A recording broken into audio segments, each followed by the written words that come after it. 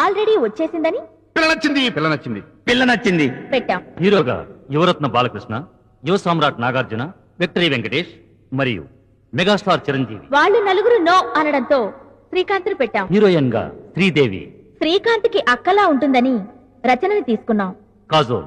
మా shooting time కి honeymoon హడావుల్లో ఉందని సంఘవిని పెట్టేశాం. అమరీష్ పురి. డబ్బింగ్ తనే చెప్పేస్తానన్నాడు.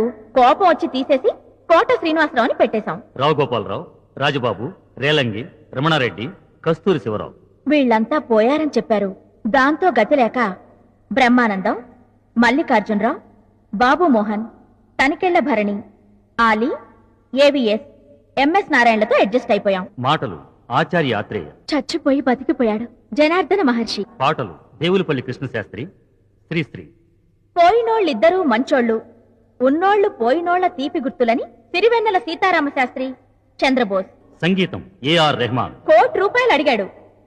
ఎందుకని కోటిని పెట్టాం. నిర్మాత బిల్ గేట్స్. పేమెంట్స్ డాలర్స్ లో ఇస్తానన్నాడు. ఇండియాలో చెల్లవని రూపాయలు ఇచ్చే ఆవిడ్ని ఎంచుకున్నాం. పి ఉషారాణి. కథా స్క్రీన్ ప్లే దర్శకత్వం స్టీవెన్ స్పీల్బర్గ్. తెలుగు రాదు, ఇంగ్లీష్ లో డైరెక్ట్ చేస్తానన్నాడు. నేటివిటీ మిస్ అవుతుందని ఈవీవి సత్యనారాయణతో చేయించేశాం.